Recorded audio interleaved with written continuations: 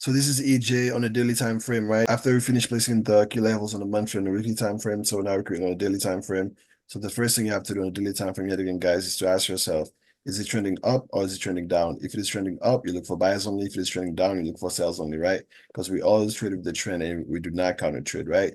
So I'm going to ask you guys a few questions. Is EURJPY trending up or is it trending down? It's trending up. Trending up, exactly. So if it is trending up, you look for nothing but buys, right? It is the minute you get the trend right on the daily time frame, guys. The only reason for you not to win the trade is if you're not patient enough, right? Because you know if the market is trending up, you should be getting what, guys? In an uptrend. Should you be getting higher lows and higher highs, or lower highs and lower lows? Higher highs and higher lows. Exactly. In an uptrend, you should be getting higher highs and higher lows, right? So you will always be looking to get in at the next higher low, right? So the first thing is the trend on a daily time frame is an uptrend. The second thing you have to do is you have to go to insert, grab your rectangle box. Now you have to start marking your key structures, right? So you're gonna have to place a rectangle box down there for the low, right? Now the market went all the way up to give you a high, and then it came back down to give you a, what would you guys call this? You got the low, you got the high, and you got the what? Higher low. Higher low. Then it went all the way up to give you a what? Higher high. Higher high.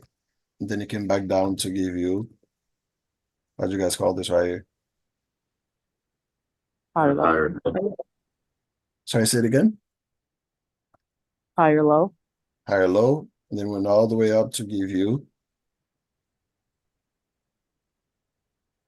Higher high. higher high. Exactly. So the minute you're comfortable with placing your key structures, man, the third thing you have to do is you're gonna have to grab your Fibonacci retracement, which is going to help you, which is going to tell you when to get in the market, right? So obviously we know the market is bullish. You cannot just getting at any price in the market, right? You must wait for the market to come to you to give you the next higher low for you to get in. So all you have to do is you're gonna have to go to insert, right? Let's say if you realize the market is giving you higher lows and higher highs, right? So and then you realize the market give you the higher low there, then went all the way up to give you a higher high, right? So all you have to do is go to insert, grab your fib, right? Place it from the most recent higher low to the most recent higher high, right? And I can guarantee you will come between the 50 and 61.8% for you to get in, right? Let me zoom out real quick, right? Higher low, higher high, came into the 61%, give you 1, 2, 3, 4 touches at the 61%, right? You place your buy at the 61%, stop loss 78.6, and the market went all the way up to smash your TP1 at the 0%, because you was gonna have to target the previous structure, which is the previous higher high for TP1. You have to target the minus 27% for TP2. Because remember, guys, if the market is trending up, you must be getting higher lows and higher highs. So that means the market has to go past the previous higher high, right, to give you the next higher high, if that makes sense, right? So that's literally how we trade, right? So now we got the higher low, higher high. So this becomes the new higher low, right? Now this becomes the new higher high, right? So all you have to do is you have to repeat the same process again, right? You have to grab your fib, place it from the most recent higher low to the most recent higher high. I can guarantee you this is probably going to be a 50% retracement, right? So you're gonna have to place your fib from the most recent higher low to the most recent higher high, and you're gonna have to wait for the market to create the next structure, the next higher low at the 50% and 61.8% for you to get in, right? You have to place the fib, right? All the way, right? See this? Market comes between the 50 and 61%, give you touches there, touches there, touches there, and then finally decided to take off to go smash your TP at the 0% and smash TP2 at minus 27%, right? It's literally that easy, guys, the way you trade. So imagine if you caught EURJPY earlier on down there, right? That's a buy, you get out, get in again, get out, get in again, get out, and so on and so on and so on, right? So now the market went all the way up again to give you. So now this becomes the higher low, right? And then went all the way up again to give you, what would you guys call this? Higher high. Exactly. So you have to repeat the same process over and over and over and over again, right? So when I tell you guys, man, the minute you get the trend right on a daily time frame, all you have to do is use the rectangle boxes to place your key structures, and then you got to use the Fibonacci retracement to tell you when to get in, right? You got to place your Fibonacci retracement from the most recent higher low to the most recent higher high, right? I think I went over this already. I'm not going to place it up there because this was news, right? Like if you see a huge wick, right, you cannot use technical analysis on news, right? If you see a huge wick like this, you placing the fib there, right, and then you probably would have lost the trade because as you can see, if you did place it from this to all the way up to the wick, the market dropped all the way to 78.6%. So that's usually where a stop loss is at. So you would have lost the trade, right? So it is very crucial to know if the wick was news or if it was technical analysis, right? So in this case, you're gonna have to place your fib from the higher low to the higher high from this guy right here, right? If you look at it, if you do it right, there we go, right? You can see the market comes to the 61% reject, reject, reject, and then finally decided to take off to go smash your TP1 at the previous structure, which is the higher high. Then went all the way up again to smash your TP2 at minus 27%, and this is where it's currently at, right? So remember, guys, if the market is trending up, you must be getting higher lows and higher highs. So you always gonna have to target the previous structure, which is the previous higher high for TP1. And then if you patient enough, you can also target minus 27% for TP2 because minus 27% should give you the next higher high, if that makes sense, right? So now this becomes the next higher low, right? And then this is going to be your sorry, and this was the sorry, this became the next higher high, right? There we go. Right. Remember, this is higher than this because this is the structure, not this, not the wake, if that makes sense, right? Actually, let me do it like this for you guys. So you shouldn't get confused. Because this was nothing but what, guys? This was nothing but news, right? So that's why we place off it from here to that to get the 61%, right? So this is the actual higher high, not this. Right. So this become the next higher high as well because this high is higher than this, if that makes sense, right? So now all you have to do is because I literally saw this trade on a couple of weeks ago. I was talking to Jeff. I was going to call it, but I was waiting for the market to actually go for the 61% at the 50%, right? So you went from the higher low to the higher high and it came to the 50% once, I believe, and it just took off, right? Let me show it to you guys real quick, right? If you got your fib, you place it from the most recent higher low, right? To the most recent higher high, came to the 50%, touch it once, then it took off to go smash CP1 and CP2, right? But I was waiting for the market to actually drop to the 61.8% because the 61.8% is, I'd call it the sweetest spot because if you do get at the 61.8% and you place your stop loss at the 78.6, you'd be risking way less, right? You're risking, but if you do get in at the 50%, right, you got to put your stop loss all the way down there. We would have been risking way too much. That's why I didn't call the setup, right?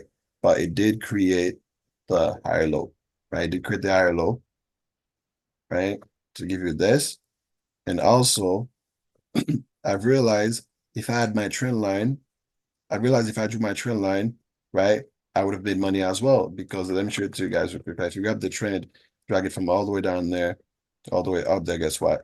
It touched the trend, right? But the fact that I didn't draw my trend line, I was waiting for the market to go to this for the 61%, which is slightly down there. But yet again, the market came to the trend and the 50%. That only should have been enough confluence for you to actually get in the buy, right?